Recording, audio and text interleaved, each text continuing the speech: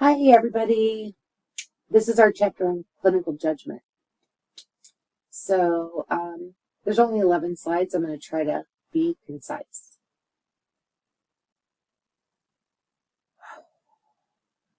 Critical thinking is the intellectually disciplined process of actively and skillfully conceptualizing, applying, analyzing, synthesizing, and or evaluating information gathered from or generated by observation, experience, reflection, reasoning, or communication as a guide to belief and action, and will lead to clinically sound nursing judgment. I'm just going to say, I don't even know what that just said. I'm just reading it. I hate long sentences like that with all those words, but we'll try to make sense of it as we go through the slides. Like critical thinking, clinical reasoning has multiple layers and context-based descriptions. Reasoning in general is not unique to nursing, as many of you know. Our next slide is the objectives for the chapter, so as always, please take a minute and review them. Make sure that at the end you go back and look at them again to see if you can speak to them in your own words. Here's the concept of clinical judgment. And along the bottom, you see those little rectangles with arrows. We have cards that go along with those. We're going to use those quite a bit in nursing school because we have found that using those steps along with the nursing process helps you to make sure you're using clinical judgment in your actions that you're choosing to take. So you have knowledge, skills, and attitudes that we put together with clinical judgment, and together with our nursing process, we work on creating great patient outcomes or person outcomes. So the clinical judgment model is the result of observed, no, it isn't. It's the result or observed outcomes of critical thinking and decision making. That is directly from the NCSBN. And the AACN defines clinical judgment as the skill of recognizing cues, which is kind of the same thing as saying, I can do my assessments and recognize what's going on.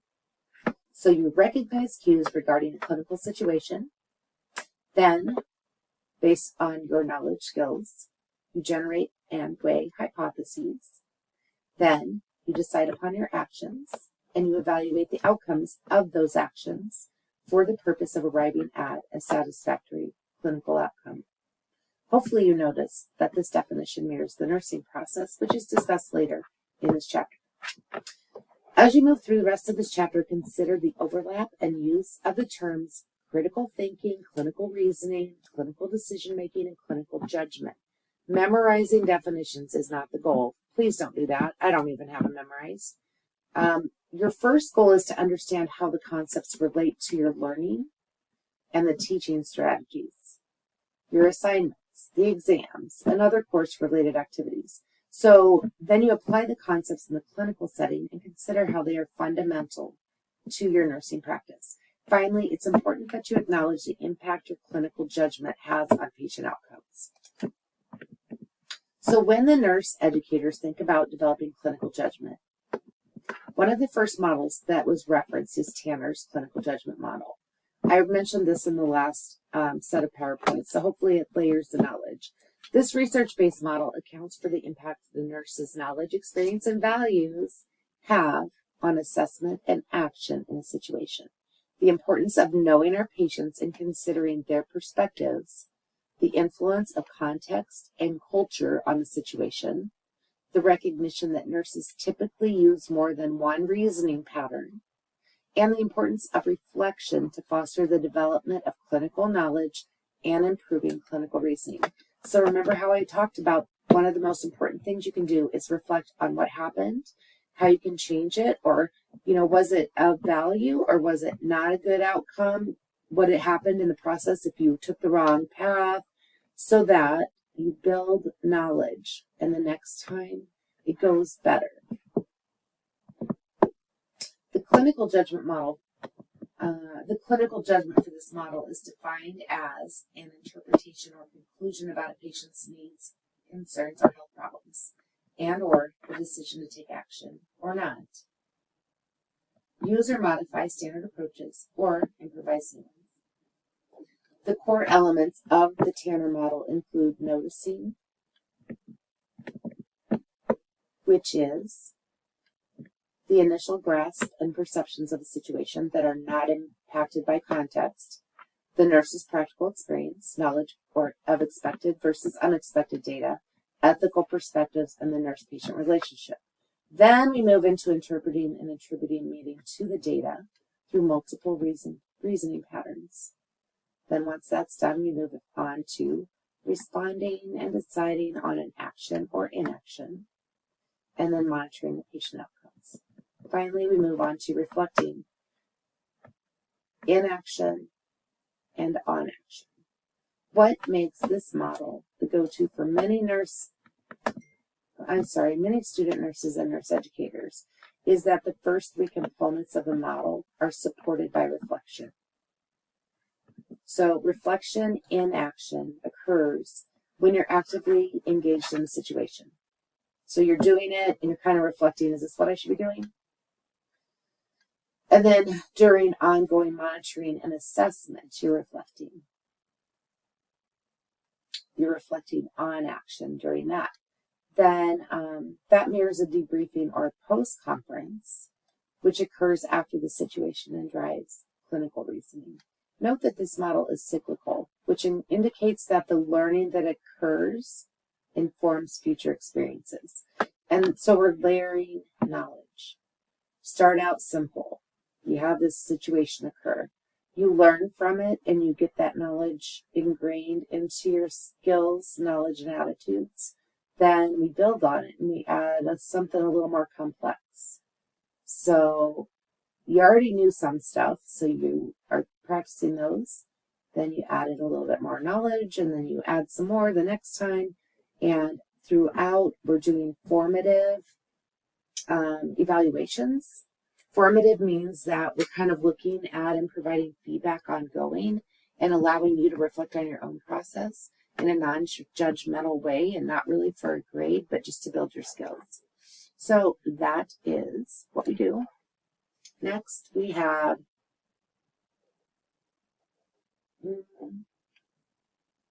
I feel like I just talked about this. These slides are driving me crazy. Sorry, guys. If I was behind on the slides, just pretend like I wasn't. So let me see what we got up next.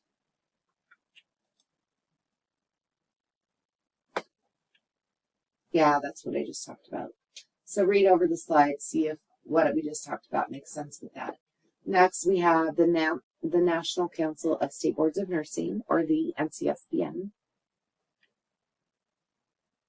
And they kind of are the ones that put this whole model together. This is a very busy slide, but it kind of helps you see the different layers of the NCSBN clinical judgment model. And then whether or not what we did satisfied the needs of our patient. If it didn't, then we go back and revise it. All the while we're doing this, recognizing cues and analyzing them, coming up with what we think our actions should be or the solutions. And then we come over here, take our actions and evaluate if that was the way to go. And then here's some different environmental factor examples. And at the bottom is our nursing process. You can kind of see, if you look along the way, how they layer and stack and complement each other. See, there's your knowledge, skills, and I don't know where attitudes is. I use the word attitudes. Knowledge, skills, specialty, candidate characteristics, prior experience, levels of experience. Interesting. Okay. So the National Council of State Boards of Nursing is an independent, not-for-profit organization which nursing regulatory bodies act and counsel together on matters of common interest and concern. So anything that's a common interest or concern for nursing that affects public safety, public health, welfare, and that includes developing nursing licensure examinations. So that should be of special interest to you guys while you're in school because they help develop the student, the NCLEX exam. Most nurse educators and nursing students associate NCSBN with the standardized tests required for nursing licensure, the NCLEX. So one of the most important things to understand is that the nursing process is not the same thing as a care plan. It isn't. The nursing process outlines the way we think. And it becomes a way that's so ingrained in us that it becomes almost, it doesn't almost become, it becomes automatic. We just do it. It's a natural thing. We know it. We are able to, like, at a snap of our fingers, recognize something and know what we're going to do. So the nursing process outlines the way we think. It represents the unique shared language that we share as nurses. The care plan is used as a teaching tool to expound the steps that the nurse mentally goes through when they're developing, delivering, and evaluating a patient's individualized plan of care. So nurses don't walk into a patient room and announce the steps as they go through them. Like, they don't say, okay, now I'm going to assess and cluster data. But nurses do organize their thoughts using assessment, diagnosing, or identifying an actual or a potential problem. And then we plan and identify interventions with our rationales and how we're going to evaluate it. This is called the nursing process. This nursing process represents a mental model or an organized way of thinking that shapes our worldview, and it helps us to understand complex aspects of a situation. And it guides our assessments and behaviors. So as we ingrain that model into our learning, it becomes automatic. The formal design of the nursing process model fosters a predictable approach that is patient-specific, but it draws on previous experience. It requires support of our actions with recent evidence, and it promotes reflection and adaptation in the evaluation phase. So we go back and reflect. This is what we saw. This is what we did about it. Did it work? Okay, we got to fix it. Or no, it worked. We're so smart.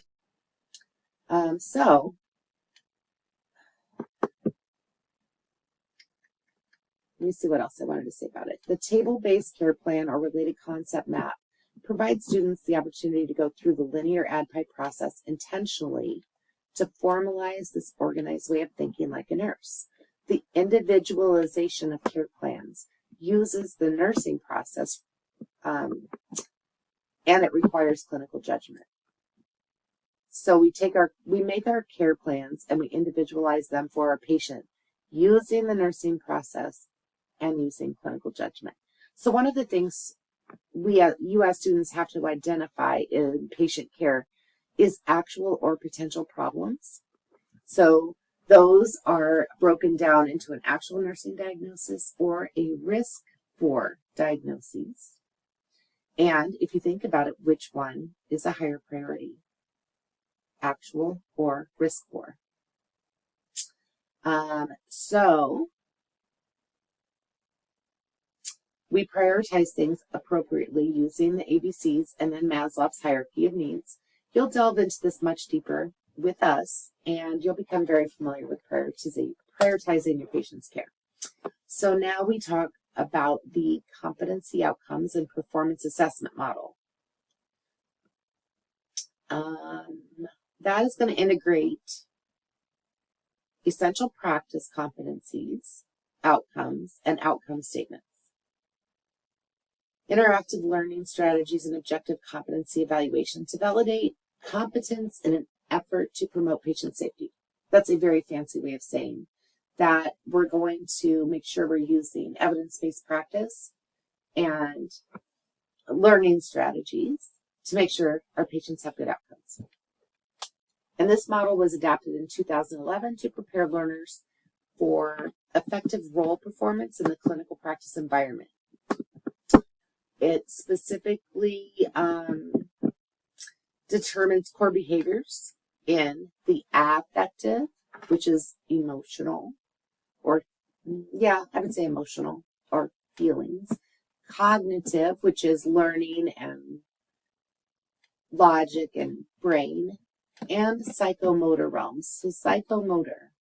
is physically doing and getting things to become like muscle memory. So you're taking your thoughts, your feelings, and your movements and building competence through practice.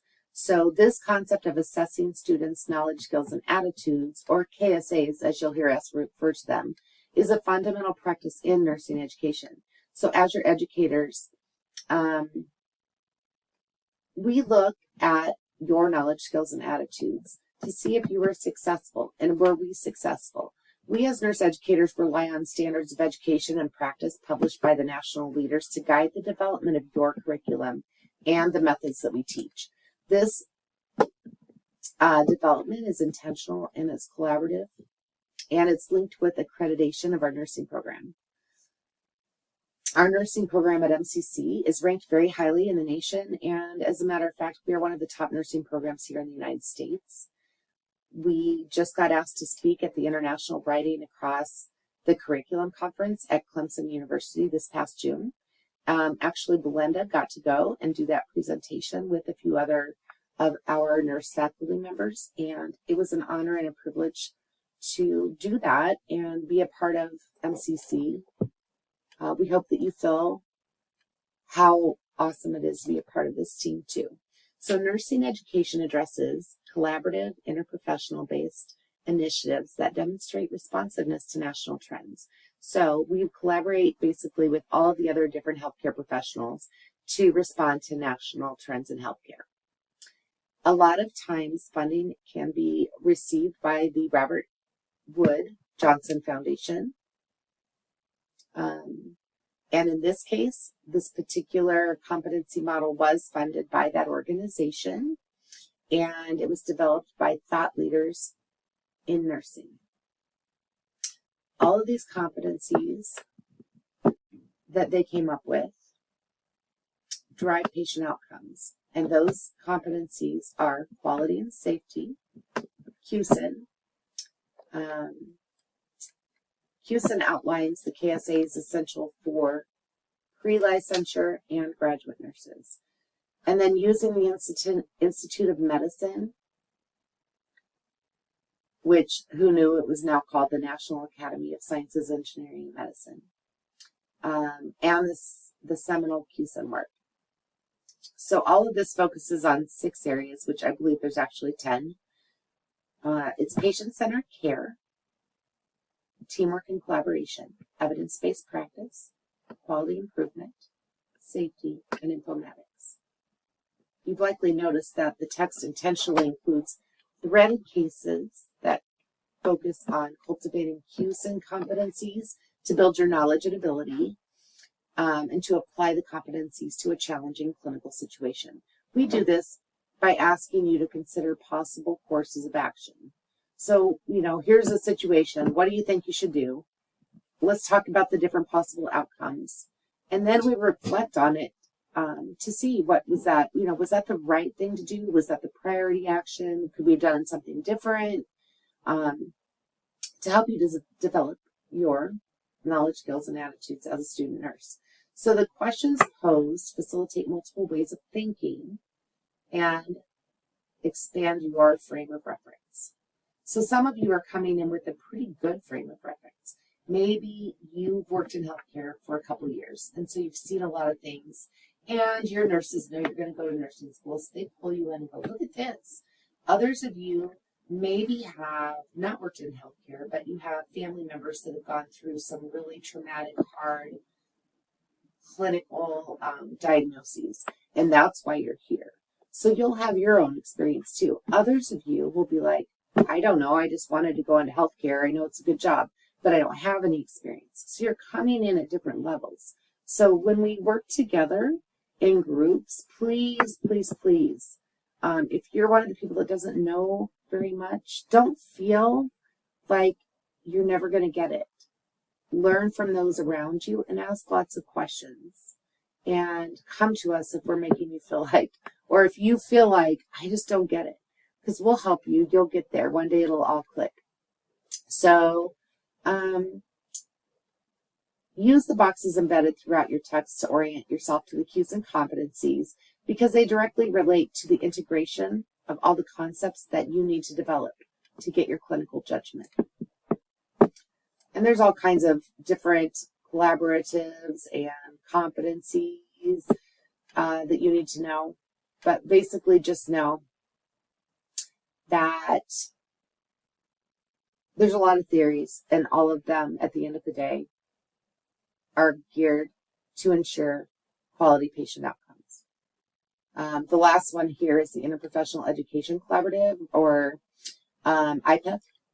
And IPEC is taking all of the knowledge, skills, values, and attitudes and putting them together across the professions in healthcare so that we together can work together to ensure that our patients, families, and communities have improved health outcomes. All right. I feel like I rambled quite a bit. Sorry, guys. This slide is assessment and intervention skills, safety and protection, assessment and monitoring, and therapeutic treatments and procedures. So communication skills are probably one of the most important things that you're going to have in this profession. And again, we're all coming from different backgrounds, different cultures, different experiences, different levels of knowledge, different ways of knowing. But you're all going to have oral skills, be comfortable talking, listening, interviewing, history taking, participating in group discussions, interacting, telling, showing, and doing, reporting, writing, writing care plans, charting, doing agency reports, filling out forms, typing up memos or nursing narratives, researching articles, having computer skills. I mean, it goes on and on. See how you kind of need to have good communication skills? They're important. Then your critical thinking skills. So critical thinking skills, what does that even mean? It means you're able to assess something and evaluate it, taking integral pieces or pertinent data from a bunch of different sources and integrating that into a plan, problem solving, diagnostic reasoning, creating alternative solutions, being able to make decisions, prioritizing, having scientific inquiry skills, and how to go about a research process. That's critical thinking. It's a lot. Human caring and relationship skills.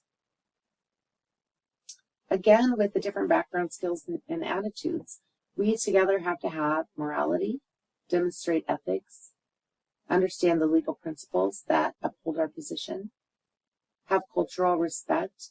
And so cultural respect requires us to put aside our own biases and respect another culture's ways of doing, of being, of thinking, and then having cooperative interpersonal relationships. So, working well with all of the different interpersonal or interprofessional organizations that take care of our patients and being an advocate for our clients, whether that's one patient or a community. Management skills, all of these are important.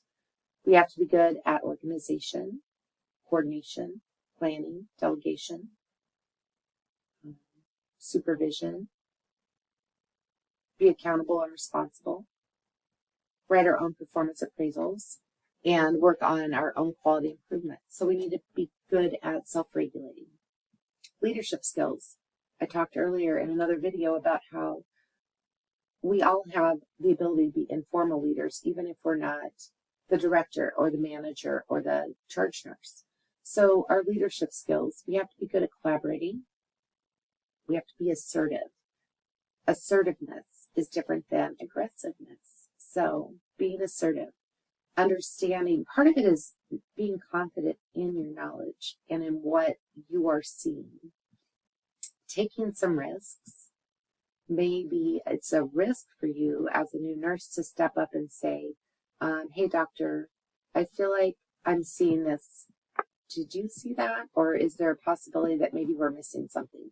That's a risk because you're new and you're opening yourself up and being vulnerable to somebody basically stomping their foot on you when you're new and making you feel like you don't know. So be a risk taker, but make those calculated risks. Leadership skills. If you're creative, that's a leadership skill all in itself, because maybe you walk in the room and things are going south and you don't have what you need, but you come up with plan B and that saves the day. You have a vision to formulate alternatives, which is kind of what I just said with the creativity thing. You're able to plan or anticipate needs. Support yourself with evidence. I can't tell you one of the best ways to overcome objections or to resolve a conflict is to bring facts to the fight. It doesn't need to be a fight when you bring facts. So bring your supporting evidence. Have professional accountability. Demonstrate the behaviors or roles of a nurse. And maintain a professional appearance at all times and demeanor. Teaching skills. Hey, we're all educators in nursing. So you're going to be doing a lot of educating in role-playing scenarios this block and in our simulations, because you're going to understand that we are teaching not just our patients, but maybe we're teaching each other. Maybe we're teaching whole communities. We teach our coworkers. We teach our patients about their new medications. We teach other populations how to avoid having a problem in the first place. Maybe we have to be persuasive, like we're trying to talk to someone about the reason that they should take a certain course of action. And it's a huge shift in what they currently do. So again, how do we do that? We bring evidence-based practice into play and we talk to them, not using big words, and talk to them at their level and say, okay, talk to me about what you currently do. And then, oh, okay, look at this over here. The American Diabetes Association recommends this. So what if you took this particular meal that you make and you change this ingredient so now it has less carbs? Those kind of things. So you're kind of working together and collaborating with your patients to ensure better outcomes. Knowledge integration skills. So if you think about it, we all come to life, we all come to this place with a variety of transferable skill sets based on where we came from. So we all have unique backgrounds and skills.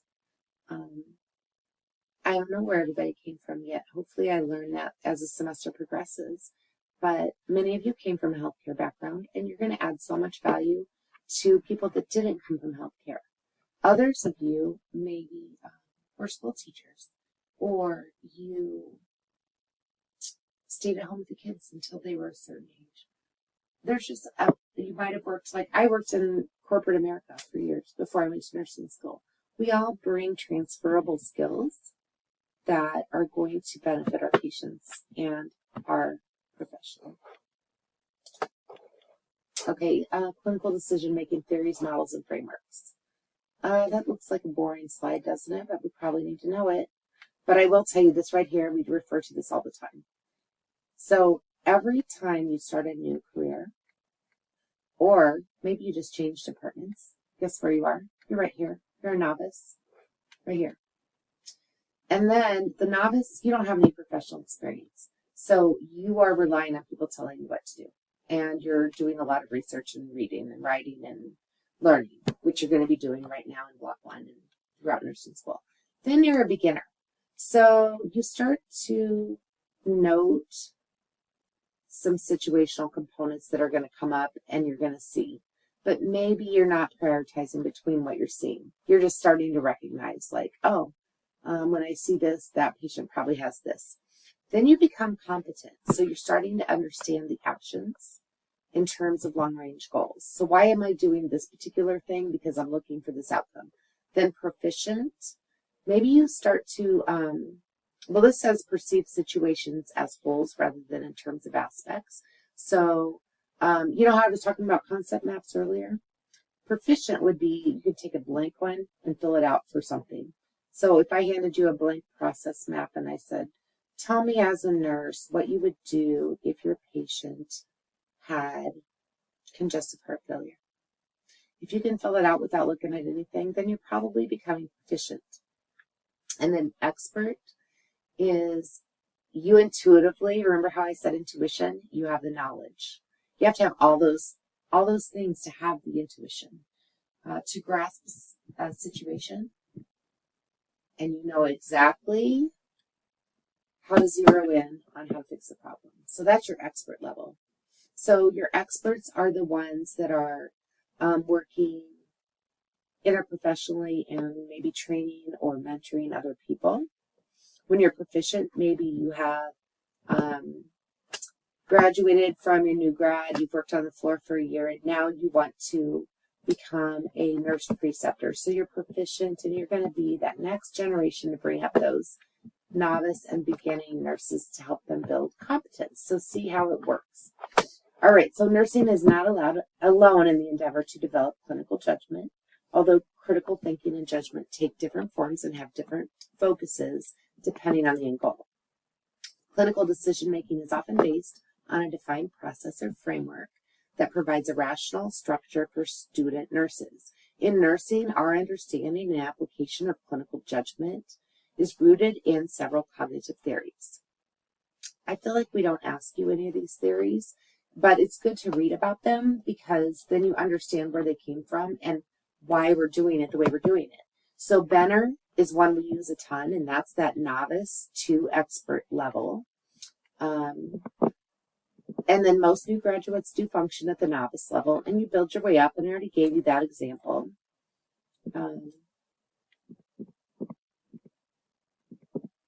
We haven't had clinical yet, so I'm not going to worry about that.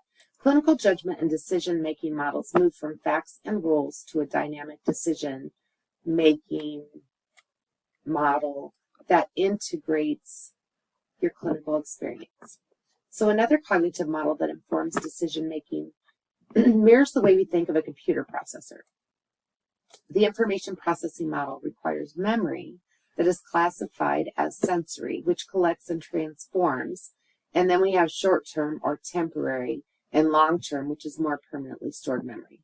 The information processing model proposes a sequential way of thinking that involves encoding and input and then storage of that information and retrieval and output. So this cognitive theory proposes a straightforward way of considering human response to a stimulus that results in a response. So although it's a helpful model, we recognize that humans do not often process only one stimulus at a time. There are many things that we're processing that we're not even aware of. That we have emotions, histories, motivations, and other factors that can complicate that process. Then the cognitive continuum theory, or the CCT, acknowledges and integrates both intuitive and analytic cognitive characteristics. So the recognition that intuition influences us supports the delivery of creative, individualized, holistic, and person-centered care. This intuitive aspect requires acknowledgement of potential biases and thoughtful use in conjunction with an analysis to mitigate risks and errors. So I feel like it really makes it more individualized, and I kind of like that about it. So what's significant about this model that will be beneficial to you guys is the consideration of all the activities performed by the nurses, from direct patient care to engaging in research and developing policy. It integrates accountability, ethical and professional conduct, competence, soundness of decisions, and consideration of other variables like viability. Is it viable? And do I have time? Like, is this realistic to be able to do this? Ethics underpins the cognitive theories and approaches, and there are many focused ethical decision-making models out there for students and practitioners. So some models are rooted in I'm never going to say that word, deontology, in that they are duty-based, or utilitarianism, the greatest good for the greatest number, or rights, which is Kant's categorical imperative, or virtues, which are character-based, or the feminist approach. These theories and associated approaches inform ethical decision-making frameworks that are often focused on consequences, duties, or virtue. Other models specifically draw on the beliefs, values, and obligations outlined in the professional code of ethics for that profession to craft a decision-making model tailored to their accepted professional roles and responsibilities. Based on the variation in nursing education and the complex healthcare environment, there's a recommendation to embed REST's 4-component model of moral reasoning into nursing curricula because it captures the cognitive processes that precede moral action, and it emphasizes the development of a person as a moral agent. The 4 components of the model include moral sensitivity, which is development of an awareness that there is an ethical issue, and it requires empathy and perspective taking. So moral sensitivity. Maybe you don't have a moral issue with it, but someone else does. So you need to have an empathetic response or perspective. Then moral judgment and reasoning is consideration of several courses of action to account for the potential impact on those involved, making it person-centered. And it helps to inform clinical judgment. And then moral motivation or focus is a cognitive process of decision-making that involves prioritizing competing values. And moral character is the last piece of this. That's implementing a plan of action related to professional identity formation. And this last phase reflects integration of your professional and personal values and attributes, which is referred to as wholeness of character in our code, in the ANA. The code represents who we are as nurses, providing ethical guidance and supporting the profession of nursing. As you progress in nursing school, keep in mind that decision-making schemata that you develop reflect your personal and professional role and identity formation. So even though this seems so dry and boring, and you probably didn't even hear half of what I just said, all of these things are going to kind of come to you're going to get them by the end and understand how these frameworks and these theories and these models inform how we teach you and how you learn the information to become a nurse. Last slide is still a long PowerPoint. Sorry, guys. Learning is cumulative. What does that mean? It means that the lessons you learned in your prerequisite courses, and this is important to know, inform your thinking, your perspectives, and your guiding beliefs or ethics. Nursing programs require you to build on that previously acquired knowledge from the humanities, social science, and natural sciences. So, what I'm saying right here is if you took all of your science classes online and you have no idea anything about anatomy and physiology, you need to review that. I know we've probably already said it, but I'm reiterating it because we assume, and maybe you know what that says about us, but it's true that you have that knowledge that you learned in those classes and you're bringing it forward into nursing.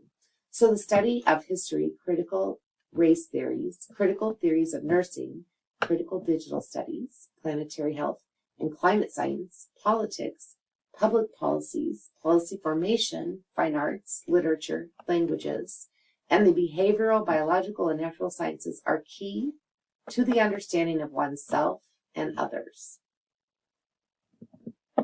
Think about that. All those different things make up how we understand everything about our world and each other. Developing empathy, a tolerance for ambiguity, and the ability to take the perspective of others and advocate, they're all rooted in liberal arts. So we need diversity in nursing. We need all the skills you bring in and all of your different backgrounds. Our intention in healthcare is to mirror the populations we serve. We can't do that without everyone bringing in their own diversity. So your unique experiences have shaped who you are as a person, and they are important. The goal is to help you develop your professional and personal identity within the confines of professional practice.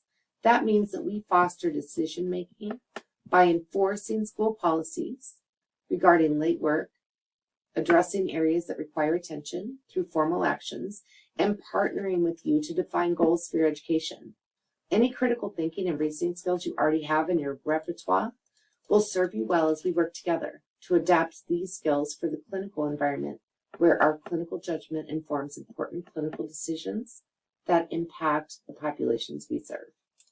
Striking the balance between integrating your previous experience in healthcare to provide context for your burgeoning nursing practice and allowing your preconceived notions and role-specific knowledge to interfere with your development as a nurse requires intentionality. Instead of thinking that's not the way we do it in the real world, and I mean this from my heart. So remember that when you say it 100 times if you're working in the industry. Reframe your thinking to consider the underlying principles. Believe us when we say there is a method to the madness, meaning we have proven time and again that our educational program and processes work. And so if you jump in with both feet, trust the process, and immerse yourself in it, you'll be happy you did once you graduate and successfully pass your NCLEX licensure exam. And just to summarize this topic, here's an example to consider.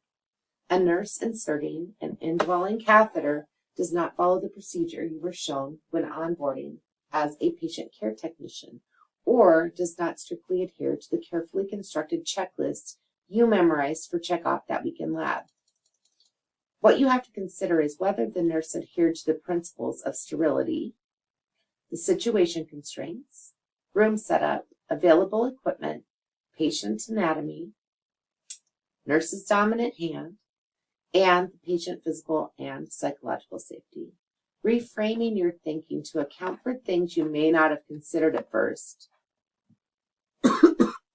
builds your trust of the interprofessional team and fosters a collaborative approach.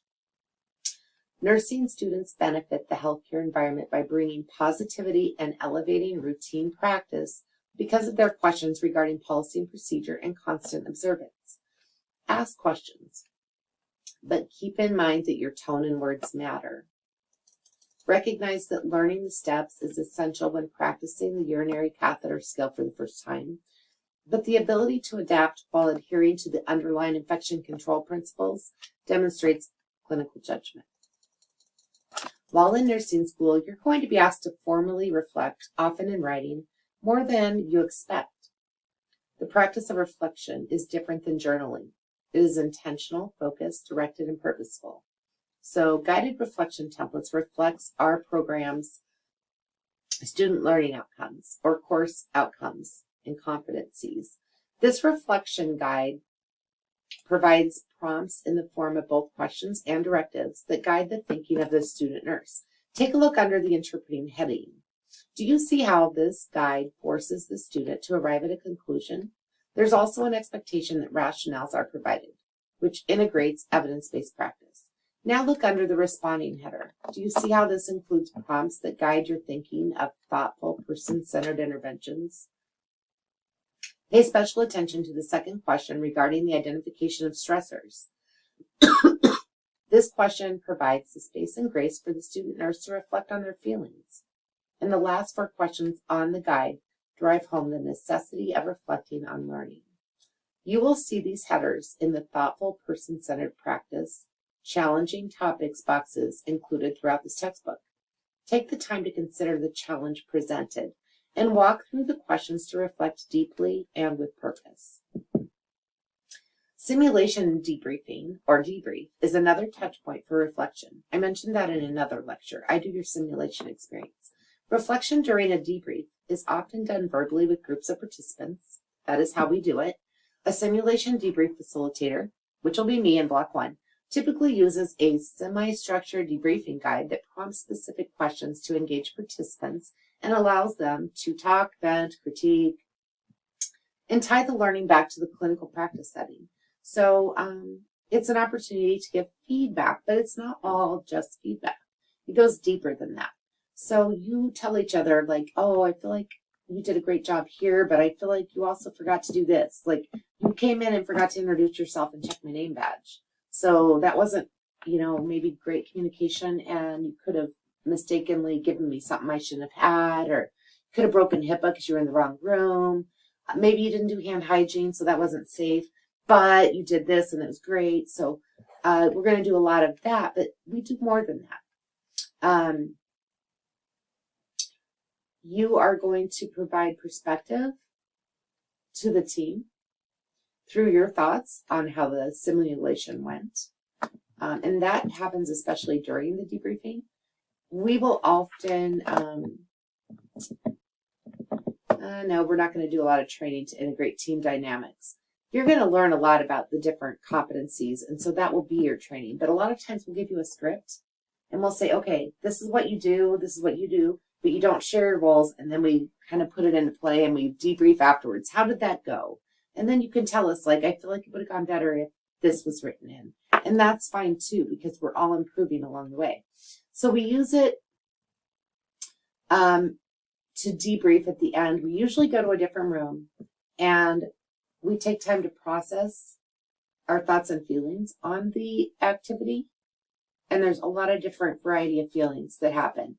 And after we do that, we go over the learning and we try to reinforce the learning. Like, we want you to deepen your learning so that you maintain that and you remember when you come across a real situation that's not in that safe practice environment. All right. I think this wraps it up. And again, we're at 46 minutes. I just can't stop talking. I am done though. So have a good rest of your day. I hope this made sense, and you go back and look at the objectives and you have a great understanding.